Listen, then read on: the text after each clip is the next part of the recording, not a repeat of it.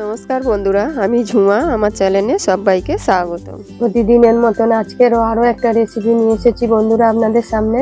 রেসিপিটি হলো পুর ভরা করলা।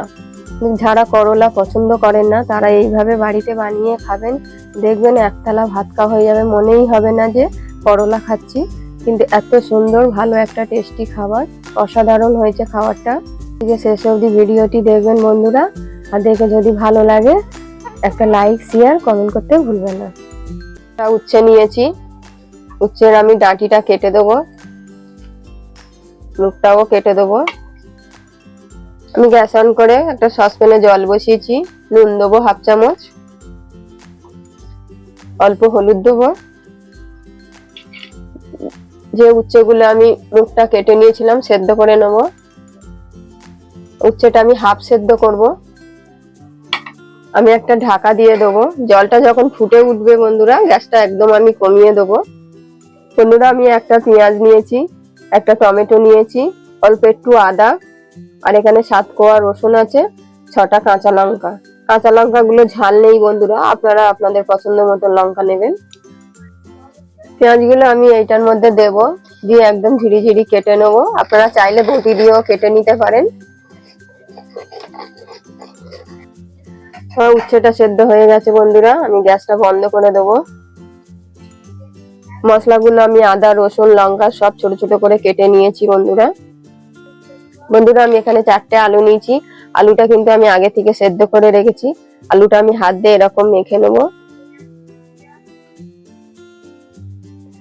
আমি গ্যাস অন করে কড়াই বসিয়েছি, কড়াতে আমি তেল দেবো,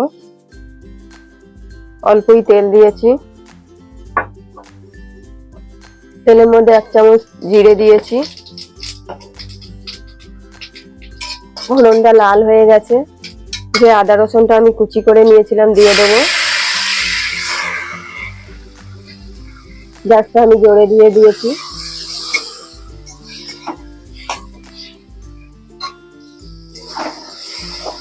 মশলাটা আমি ভেজে নিয়েছি। হাফ চামচ জিরের গুঁড়ো দেবো,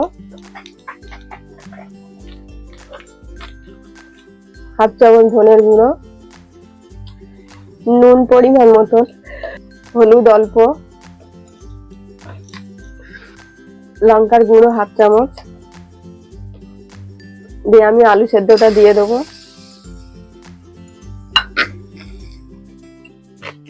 আমচুর দেবো হাফ চামচ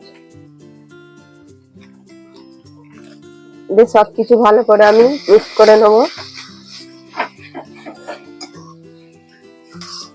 বন্ধুরা, পুরটা আমার তৈরি হয়ে গেছে। এইভাবে পুরটা বানিয়ে নেবেন। আমি গ্যাস বন্ধ করে দিচ্ছি, একটা প্লেটে তুলে নেব।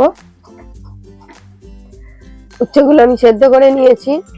উচ্ছেগুলোর ভেতর থেকে আমি পুরগুলো বের করে নেবো। মাঝখান থেকে আমি কেটে নেবো। কেটে নিয়েছি, নিয়ে আমি ভেতর থেকে দানাগুলোকে বের করে নেব।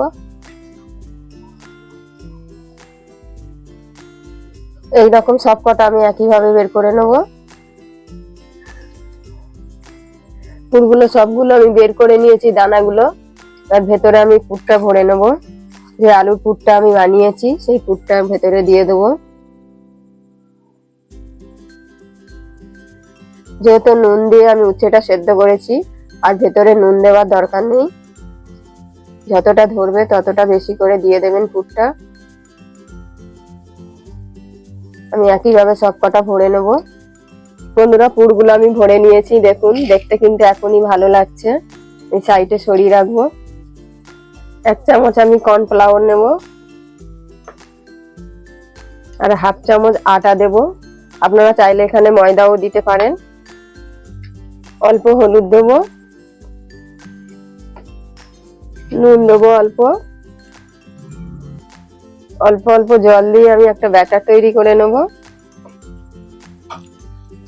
প্রথমে অল্প জল দিয়ে ভালো করে আমি নাড়িয়ে নেব। ব্যাটারটা অল্প মোটা মতন করবেন,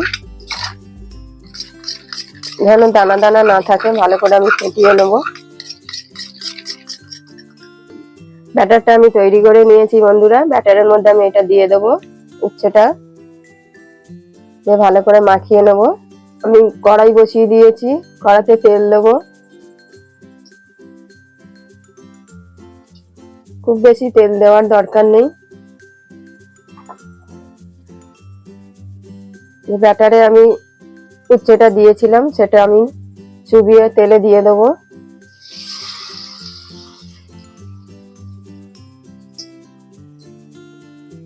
আমি আরো একটা সাইড থেকে দিয়ে দেবো।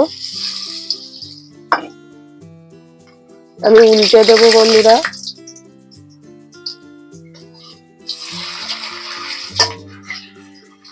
ঘুরিয়ে ফিরিয়ে আমি লাল করে ভেজে নেব। বন্ধুরা আমি এবার তুলে নেব। ভাজা আমার হয়ে গেছে।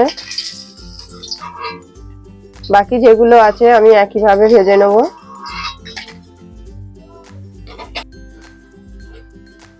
বন্ধুরা আমি সবগুলো ভেজে নিয়েছি।